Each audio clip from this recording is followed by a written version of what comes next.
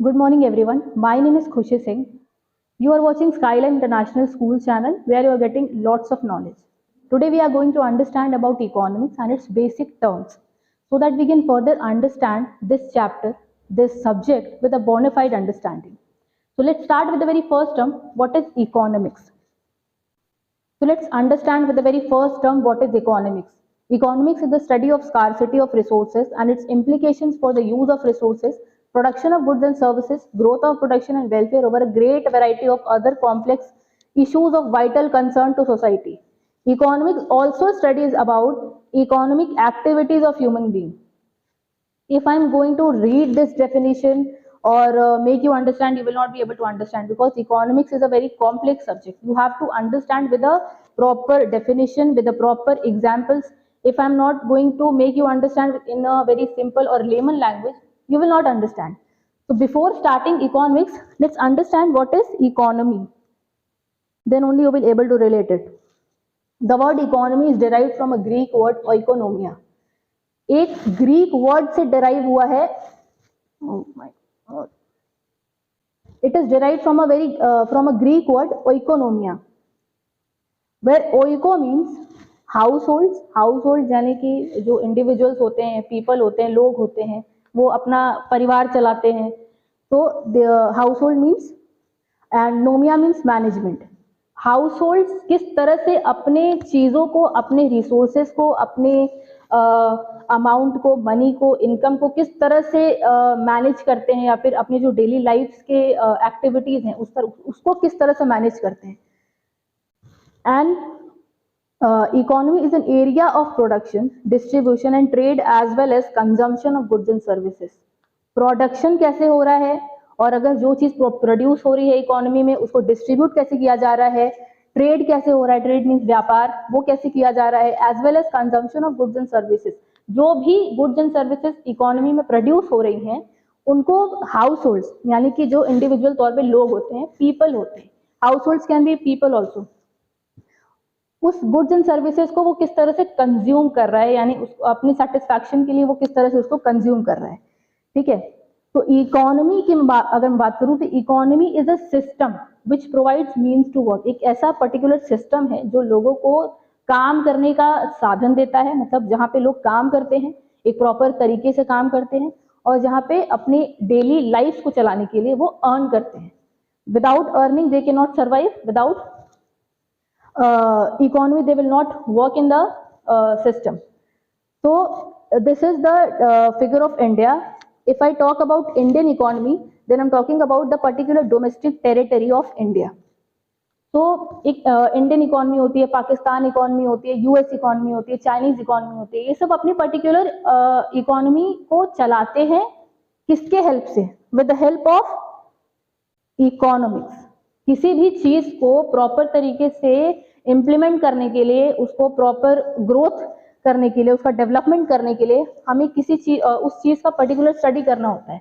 अगर हम मैनेजमेंट की बात करते हैं तो मैनेजमेंट करने के लिए हमें मैनेजमेंट पढ़ना होता है. अगर in a very layman language, your mother is cooking food, right? So she has to see the recipe book, then only she will able to make the good recipe or good dish for you. Sorry, good dish for you. So अगर economy को चलाना है तो economics पढ़नी होगी. और economics हम लोग क्या पढ़ते हैं? Economics is the study of scarcity of resources. Scarcity means कमी, किसी चीज की कमी हो जाना, यानी कि जो रिसोर्सेज हैं, साधन संसाधन है, नेचुरल रिसोर्सेज हो गया, कैपिटल रिसोर्स हो गया, और ह्यूमन रिसोर्स हो गया, ये सब जो रिसोर्स हैं इसकी कमी होना, और इसकी अगर कमी हो रही है तो हम इसको कैसे प्रॉपर यूटिलाइज करते हैं वो इकोनॉमिक्स बताता है.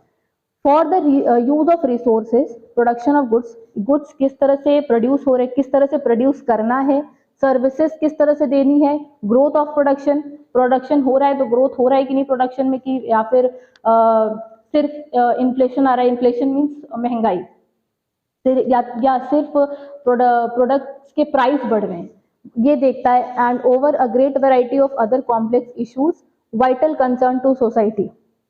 और भी तरह के कॉम्प्लेक्स इश्यूज जिनको सॉल्व करना मुश्किल होता है, या फिर वो उसको इकोनॉमिक्स बताता है कि उसको किस तरह से हमें करना चाहिए. And economics also study about economic activities of human beings. Economy में अगर कोई पर्सन काम कर रहा है तो वो इकोनॉमिक एक्टिविटीज कर रहा है, वो अपना काम नहीं कर रहा है, वो इकोनॉमी में काम कर रहा है तो वो इकोनॉमी के हिसाब से काम कर रहा है, तो वो इकोनॉमिक एक्टिविटीज परफॉर्म कर रहा है, right. So now understand types of economics. अब इकोनॉमिक्स तो पता चल गया कि इकोनॉमिक्स एक स्टडी होता है कि जिस चीज को हम लोग पढ़ते हैं इकोनॉमी को चलाने के लिए। अब पढ़ते हैं कि इकोनॉमिक्स कितने टाइप्स के होते हैं, माइक्रो इकोनॉमिक्स और macro economics. There are two types of economics, micro economics and macro economics. So let's understand what is microeconomics. Microeconomics provides the information relating to individual prices, individual consumption and production. Microeconomics particularly focus on price analysis. It studies individual unit, the study of individual households and firms, behavior and decision making and allocation of resources. Microeconomics एक small unit के बारे में बताता है, right. अगर मैं आपको example दूं कि फॉरेस्ट की अगर मैं बात करूं तो मैं मैक्रो की बात करूंगी, मैक्रो इकोनॉमिक्स। और अगर मैं फॉरेस्ट में उस एक पर्टिकुलर ट्री की बात करूं तो मैं माइक्रो इकोनॉमिक्स की बात करूं। Micro economics studies about individual, household, firm, behaviour and decision making and allocation of resources. एक छोटे तौर पे अगर मैं बात करूं तो मैं माइक्रो इकोनॉमिक्स की बात कर रही हूँ, जो एक छोटे तौर पे मींस एक इंडिविजुअल को इम्पैक्ट करे। अगर इकोनॉमी में कोई ऐसी चीज हो जाए, प्राइस बढ़ जाए, ठीक है, तो वो एक इंडिविजुअल को अगर इम्पैक्ट करे, यानी जो पुअर पीपल होते हैं, रिच को तो वो इम्पैक्ट करेगा नहीं। अगर प्राइस बढ़ता है तो वो रिच को उतना इम्पैक्ट नहीं करेगा जितना वो पुअर पीपल को इम्पैक्ट करेगा। तो अगर मैं माइक्रो, इसीलिए यहाँ पे focus on price analysis, micro economics particularly focus on price analysis. ये एक छोटे तौर पे इंडिविजुअल को इम्पैक्ट करता है, राइट। तो this is micro economics and let's understand what is macro economics. Macroeconomics provides information relating to national income, total output, total consumption and general price level. Macroeconomics is complex due to the study of large groups. Macroeconomics is a very complex topic, is a very complex theory because ये पूरे economy की बात करता है, पूरे overall economy की बात करता है मैक्रो इकोनॉमिक्स। इंडिया के अंदर जितनी भी फर्म्स हैं, जितने भी सेक्टर्स में डिवाइड होता है आपका इंडियन इकोनॉमी, वो हम नेक्स्ट क्लास में पढ़ेंगे। But macro economics focus on overall Indian economy, aggregate Indian economy. And macro economics provide information relating to national income. National income का मतलब होता है पूरे देश की इनकम। अगर कोई एक पर्सन इनकम अर्न करता है तो वो तो एक पर्सन की इनकम हो गई, यानी कि वो एक इंडिविजुअल की इनकम हो गई। और अगर नेशनल इनकम की बात की जाए तो वो पूरे देश की इनकम की बात करता है, ओवरऑल इकोनॉमी की बात करता है। तो इसीलिए इसको थोड़ा सा कॉम्प्लेक्स बताया गया है। It studies the whole economy और लार्ज ग्रुप्स। एक पूरे इकोनॉमी की बात करता है, और एक अगर हम मेजोरिटी ले लें इंडियन इकोनॉमी में से, अगर हम 60% मेजोरिटी ले लें तो हम मैक्रो की बात कर रहे हैं। We are not talking about micro.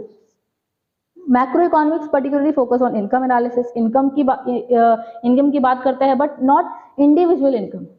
It studies about national income. Problems related to whole economy like employment. अगर एम्प्लॉयमेंट मीन्स रोजगारी, किसी को काम नहीं मिल रहा है तो किसी एक कोई इंडियन इकोनॉमी में कोई एक ऐसा पर्सन तो होगा नहीं जिसको काम नहीं मिल रहा है। बहुत से मेजॉरिटी लोग होंगे, लार्ज ग्रुप्स होगा। अगर लार्ज ग्रुप की बात कर रहे हैं, एम्प्लॉयमेंट की बात कर रहे हैं, तो हम मैक्रो की बात कर रहे हैं। पब्लिक फाइनेंस, पब्लिक से गवर्नमेंट किस तरह से फाइनेंस करती है, राइट। फॉर एग्जाम्पल टैक्स, अगर गवर्नमेंट टैक्स जनरेट करती है या फिर टैक्स लेती है तो वो रेवेन्यू जनरेट कर रही है, तो उसी से आपका इकोनॉमी में फर्दर प्रोडक्शन हो रहा है या फिर इंफ्रास्ट्रक्चर गवर्नमेंट दे रही है। तो ये सब जो चीजें हैं ये पूरे इकोनॉमी की बात कर रही है, तो वो मैक्रो इकोनॉमिक्स में आ गया। National income etcetera are included in its scope. अब let's understand types of economy. We understood what is economy, so and we understood what is economics, so types of economies, and this is type of economy. Open economy and closed economy. Countries which are having economic relation with other countries and countries which are not having the economic relation with other countries. Open economy का मतलब होता है कि Indian economy कि कोई एक particular economy या फिर कोई पर्टिकुलर कंट्री, अगर economy country both are same, country की मैं बात करूं तो वो इंपोर्ट करती है, एक्सपोर्ट करती है। अगर इंडिया कुछ तो इंपोर्ट करता होगा, कुछ तो एक्सपोर्ट करता है, तभी तो कंट्री रन कर रही है और उसका इंटरनेशनल रिलेशन दूसरी कंट्री से बिल्ड हो रहा है। अगर वो नहीं कर रही है तो वो क्लोज्ड इकोनॉमी है, और अगर वो कर रही है, economics which are having the economic relationship with other countries, तो वो ओपन इकोनॉमी में आएगा। और अगर वो नहीं कर रही है, वो सेल्फ रिलायंट है, सेल्फ डिपेंडेंट है, हम अपनी ही डोमेस्टिक टेरिटरी के अंदर प्रोड्यूस करेंगे, हमको नहीं बनना है ओपन इकोनॉमी, हमको नहीं रखना किसी से इंटरनेशनल रिलेशंस, तो वो क्लोज्ड इकोनॉमी में आ जाएगा।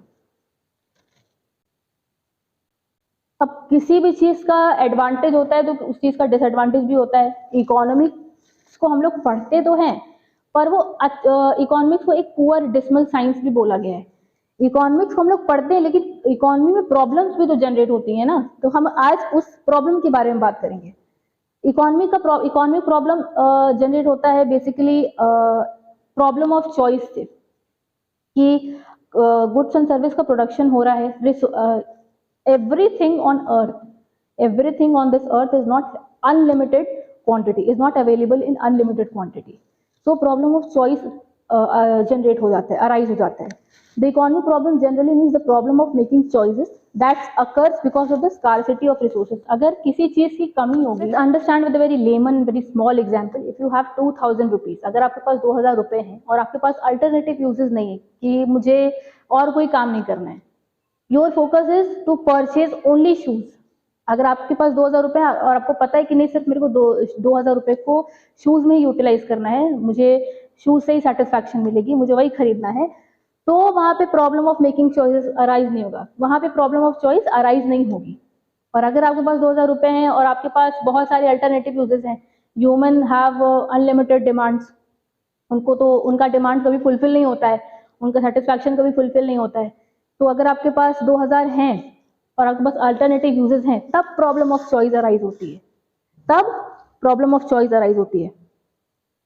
That occurs because of the scarcity of resources. मुझे ये भी खरीदना है, ये भी खरीदना है, लेकिन रिसोर्सेज तो लिमिटेड है ना, रिसोर्सेज की स्कार्सिटी है ना, रिसोर्सेज की कमी है ना, तब वहां पे प्रॉब्लम ऑफ चॉइस अराइज होता है। इकोनॉमिक प्रॉब्लम होता है what to produce, how to produce, when to produce, these are comes in economic problem, we will understand in the next lecture. It arises because people having unlimited desires, उनके बहुत सारी इच्छा होती है कि मुझे ये भी करना है, ये भी करना है, मैं 2000 को कहाँ यूटिलाइज करूं, तो वहां पे प्रॉब्लम ऑफ चॉइस अराइज होती है। जहां पे उन्हें लगता है कि यहाँ पे मेरी मैक्सिमम सेटिस्फैक्शन है, अपने रिसोर्सेज को वो वहां पे स्पेंड करते हैं। और therefore satisfying all human needs is difficult with limited needs. अगर कम है कोई भी रिसोर्स, हमारे पास रिसोर्सेज की स्कार्सिटी है, नेचुरल रिसोर्स होता है, ह्यूमन रिसोर्स होता है, बहुत तरीके के रिसोर्स होते हैं। अगर हमारे पास रिसोर्सेज की कमी हो जाती है तो हमारे लिए डिफिकल्ट हो जाता है, we find it trouble to where to use it and how to use it, and then generates problem of choices. That is enough for today. In the next class we are going to understand the more topics. I hope you enjoyed the session, I hope you understand the session. Please like, share and subscribe to this channel. Thank you.